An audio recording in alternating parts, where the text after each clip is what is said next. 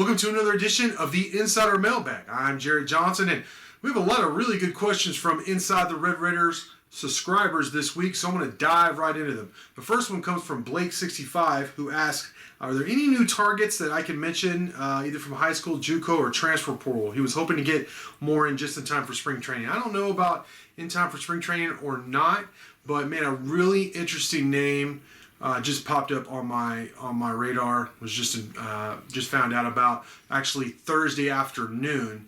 Quavaris Crouch, a former linebacker or a linebacker at Tennessee who just entered the transfer portal on Wednesday officially. This was coming on the heels, of course, of the mass staff overall there, and Jeremy Pruitt being fired at Tennessee. So he entered the transfer portal. And what we're talking about here is a former blue chip linebacker, a four-star guy, 6'2", 225 pounds. He was part of the 2019 class. He was rated as the number 61 overall recruit for the 2019 class in the country, the number 3 athlete overall in the nation for that class, and the number 1 player out of the state of North Carolina.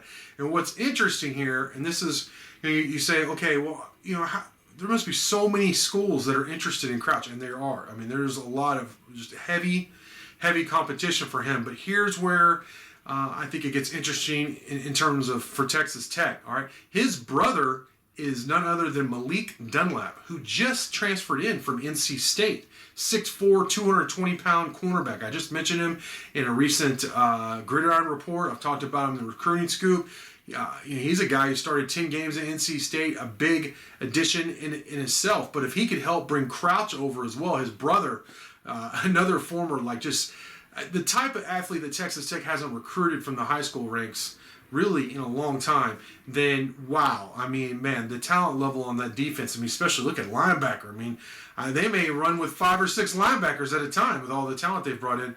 If Crouch does decide to join the Red Raiders, I mean, this would be a huge get to get a guy like him. So, I think you couple that, the fact that you have obviously his brother who just enrolled. I mean, he didn't commit or sign. He's here. He's going to class at Texas Tech.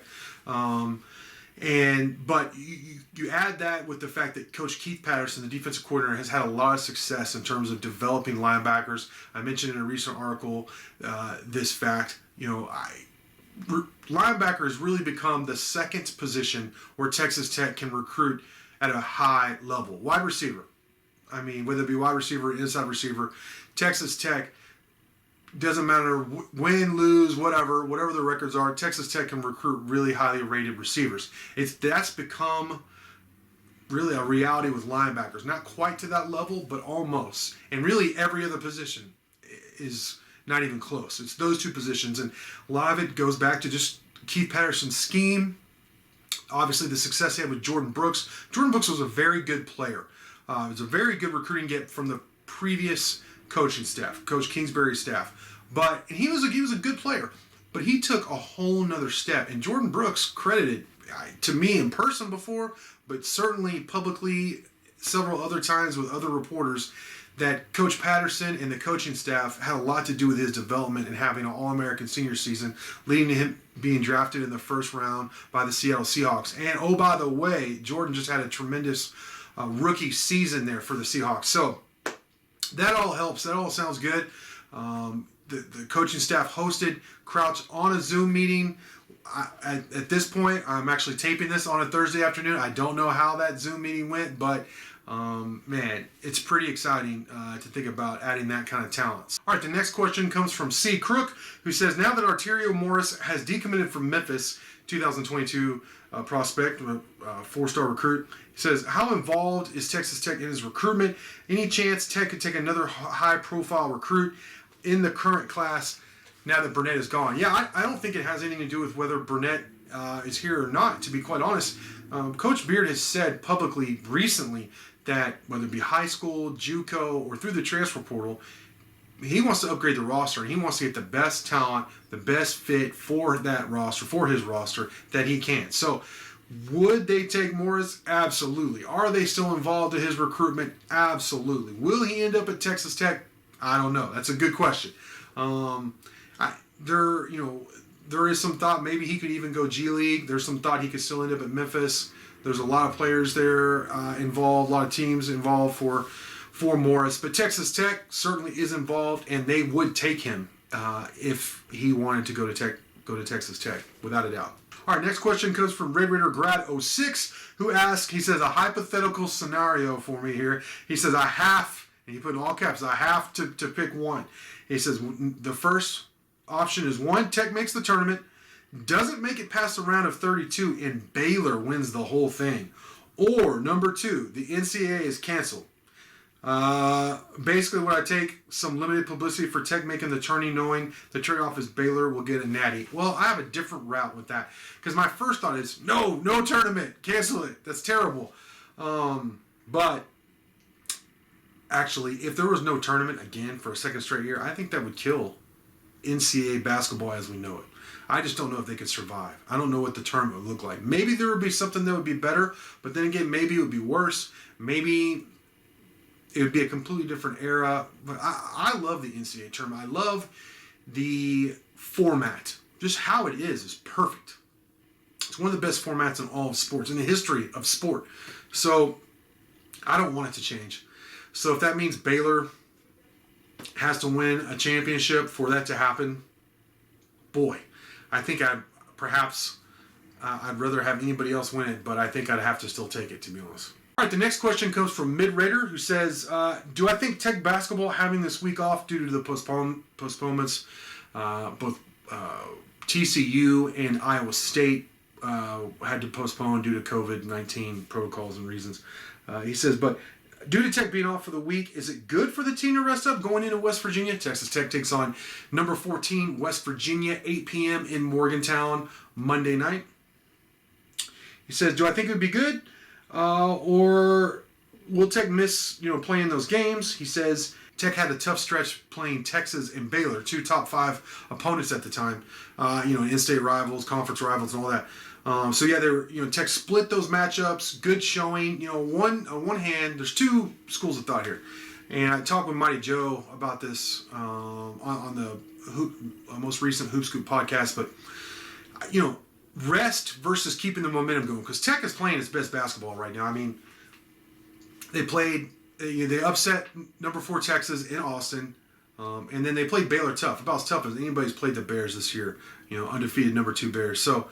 On one hand, you're like, man, you want to keep this momentum going. But then on the other, Tech's coaching staff is so good at preparing for opponents, on the development, practicing, all that. And it was some intense games. So I think if you're Coach Beard, he always wants to play. That guy, so he would say that. But perhaps this is good, because here's my thought. Is, Tech was scheduled to host Iowa State on Saturday after playing TCU Wednesday night. And then, just on Monday night, play in Morgantown, which anybody knows, what kind of travel that involves. I mean, I don't know if they have to fly into Pittsburgh or if they can fly directly into Morgantown. I don't know what the whole itinerary is, but just having to do that quick from Saturday to Monday, that's pretty tough turnaround. So this at least gives, like you said, some time to rest, and then, like I said, some time to really prepare for West Virginia, who's a top 15 team. Derek Culver is one of the best players, and some really in the country, definitely in the Big 12.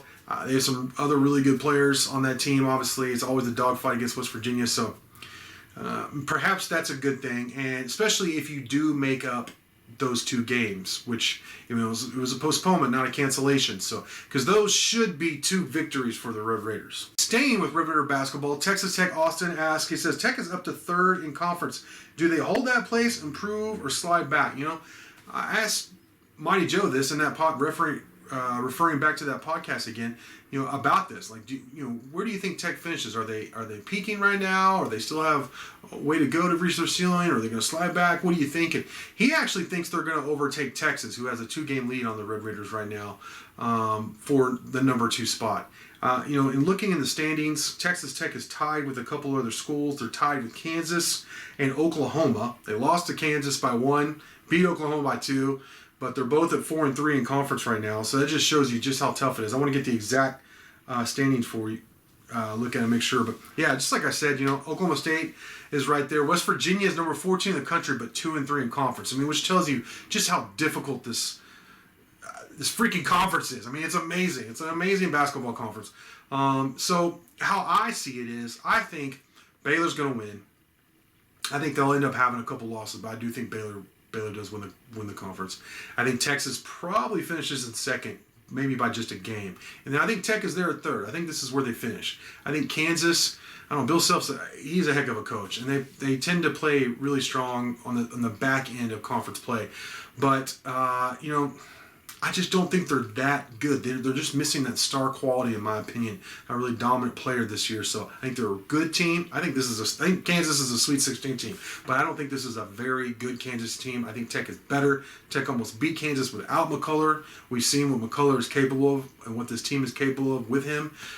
So I really think the Red Raiders are going to solidify that third spot. I think Oklahoma is a good team. West Virginia is a good team, but I think Tech really right now is that. I think they're the top of the second tier of the Big 12. I think they're in the mix with Texas. I think Baylor really is at the top, and then I think there's Texas and Texas Tech and Kansas and West Virginia, and then you start talking about Oklahoma State, Oklahoma, and then the rest. And I really believe the Red Raiders finished third this year. All right, the final question is from Tech Freak, who asks, did David Yost, the offensive coordinator, of course, who was recently fired by Texas Tech, has he gotten another job yet? And honestly, I can't find it. If he has gotten another job, I can't find it. So I'd be surprised if he wants a job. I'd be surprised if he didn't get it, because maybe whether it be offensive coordinator or as a quarterbacks coach for sure. Because look, I mean, you look at Jordan Love, what he did with him, got him to be drafted in the first round, had all those great seasons with Utah State. I mean, it wasn't that long ago that he was considered the savior of Matt Wells. Now, of course, he was a scapegoat for him, ironically. So, he has on his resume some really a lot of skins on the wall.